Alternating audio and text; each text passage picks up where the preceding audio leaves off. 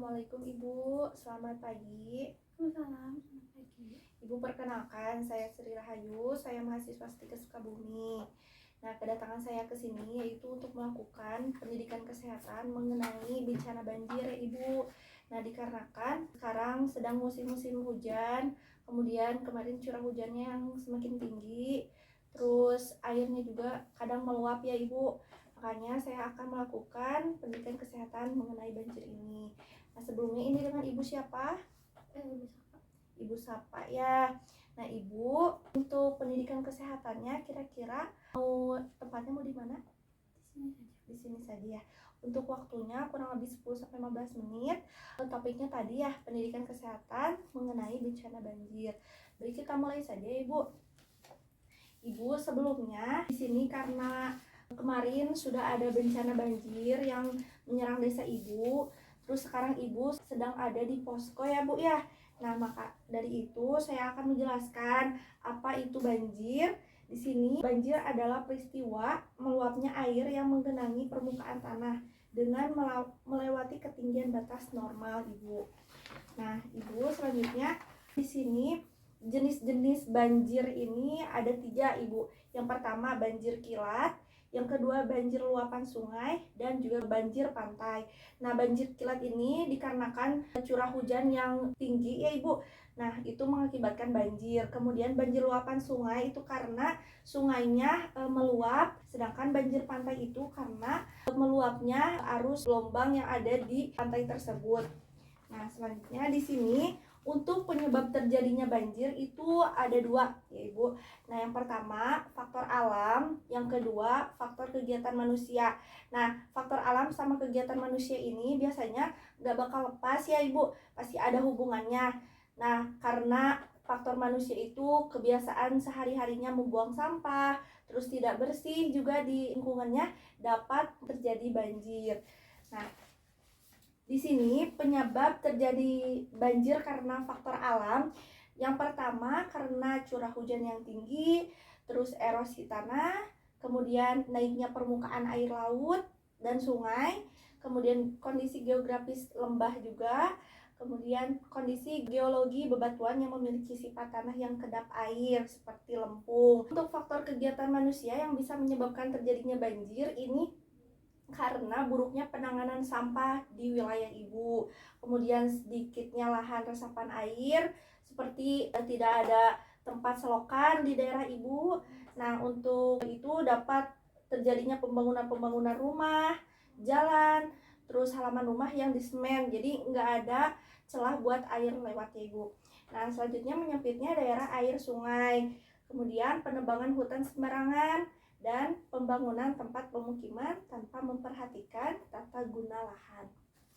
Nah, selanjutnya, di sini untuk dampak-dampak dari terjadinya banjir bisa adanya ancaman wabah penyakit sesudah banjir seperti infeksi pernapasan, ISPA, gitu ya. Kebanyakan yang terkena banjir itu dapat terkena ISPA.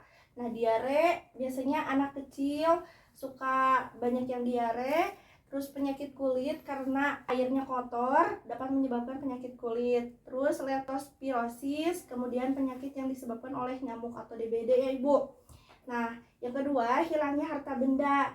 Nah, mungkin waktu kejadian bencana banjir kemarin Ibu kehilangan harta benda Ibu seperti TV. Kita lanjut ya Bu. Nah, Ibu, selanjutnya untuk dampak terjadi banjir, lumpuhnya sarana dan fasilitas umum seperti jalan yang rusak, kemudian sekolahnya juga jadi terendam banjir ya, jadi nggak bisa sekolah. Kemudian aktivitas sehari-hari terganggu, air bersihnya juga jadi mengurang ya. Nah, selanjutnya untuk dampak terjadinya banjir yaitu lumpuhnya perekonomian karena banjir, jadi perdagangannya juga kena air banjir ya, hilang gitu ya Bu. Nah, kemudian erosi yaitu pengikisan tanah. Nah, di sini selanjutnya tindakan sebelum banjir yaitu buatlah instalasi listrik di tempat yang lebih tinggi menghindari sengatan arus listrik. Kemudian jika Ibu memiliki dokumen-dokumen yang penting, Ibu bisa menyimpan di berkas ya Ibu agar bisa aman dokumen-dokumen yang Ibu miliki. Terus simpan juga obat-obatan perawatan yang sedang Ibu butuhkan, apalagi jika Ibu mempunyai riwayat penyakit ya. Nah, obat-obatan itu sangat perlu untuk pertolongan Ibu. Nah, kemudian tentukan peran masing-masing di anggota keluarga Ibu, seperti peran Ibu, peran kepala keluarga Ibu seperti ayah, dan peran anak. Jadi dibagi-bagi ya Ibu ya. Nah, perhatikan jalur evakuasi. Di sini biasanya jalur evakuasi dari rumah Ibu kemana? Ke balai desa atau kemana Ibu? Ke lapang. Ke lapang ya. Nah, ini perhatikan jalur evakuasi dan sistem peringatan banjir dini. Kemudian membuat peresapan air di lingkungan sekitar, kenali letak daerah di mana kita bermukim, apakah cukup tinggi untuk terhindar dari banjir atau cukup rendah gitu ya. Nah, selanjutnya di sini untuk penyelamatan pertama ini, yang pertama matikan listrik untuk menghindari sengatan dan tutup saluran air. Kemudian sumbat semua celah potensi masuknya air, segera selamatkan diri ke tempat yang tinggi dan juga aman. Nah, biasanya tadi di balai desa ya Ibu. Nah, kemudian selamatkan barang-barang dan dokumen penting ke tempat yang kering dan lebih tinggi. Kemudian ikuti terus informasi dan pantau kondisi ketinggian air dan mengungsi jika situasi yang mengharuskan. Sekarang kan Ibu sedang ada di pengungsian. Untuk mengurangi situasi terjadinya banjir susulan, maka Ibu harus terus mendapatkan informasi yang update mengenai curah hujan akhir-akhir ini ya Ibu ya. Karena sekarang curah hujannya semakin tinggi, itu beresiko banjir. Nah, tindakan setelah banjir di sini, biasanya kan setelah banjir Ibu dapat pulang lagi ke rumah ya. Nah, kemudian saat Ibu pulang ke rumah, periksa kondisi rumah, pastikan sudah tidak tergenang air. Tapi jika masih tergenang air, Ibu harus tetap berada di tempat pengungsian.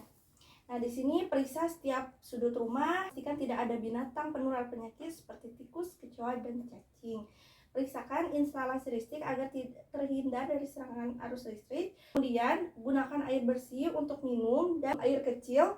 Kemudian, buang barang-barang yang rusak, cuci tangan dengan sabun dan air bersih. Kemudian, periksakan kesehatan jika merasa kondisi badan Ibu menurun atau kondisi dari keluarga Ibu yang menurun, segera ke balai pengobatan. Nah, balai pengobatan di sini biasanya di mana Ibu? Di itu posko. Di posko ya. Nah, baik Ibu, itu untuk pendidikan kesehatan yang sudah saya paparkan. Nah, sebelumnya apakah Ibu mau bertanya? Cukup. Nah, baik. Di akhir ini saya akan melakukan evaluasi pemahaman Ibu terkait bencana banjir ini. Nah, Ibu tadi saya sudah menjelaskan beberapa dampak terjadinya banjir. Coba sebutkan sama Ibu apa saja dampak yang muncul saat terjadinya banjir. Rusaknya sarana dan prasarana, Iya. rusaknya perekonomian juga, Iya, terus wabah penyakit. iya betul Ibu. Ibu sekali lagi ya, saya ingin bertanya. Nah, Ibu tindakan saat terjadinya banjir itu apa saja sih? Mematikan listriknya. Iya. Kemudian ada yang masih diingat? Mengamankan dokumen ke tempat yang lebih tinggi dan kering. Iya, betul Ibu. Nah, Ibu, segitu untuk pendidikan kesehatan mengenai banjir ini. Nah, untuk rencana tindak lanjut, nanti saya akan melakukan latihan mitigasi bencana banjir kepada Ibu dan warga di sekitar Ibu. Nah, untuk waktunya kira-kira Ibu bisa kapan? Boleh besok. Besok ya Bu. Waktunya mau jam berapa? Habis sarapan aja. Sarapan biasanya jam 8, jam 9. Baik, untuk tempatnya di sini. Sini. Konfirmasi lagi ya Ibu, untuk rencana tindak lanjut besok jam 9, tempatnya di sini. Topiknya yaitu pelaksanaan atau latihan mitigasi bencana banjir dengan warga sekitar. Baik, kalau begitu saya pamit terlebih dahulu ya Ibu. Assalamualaikum.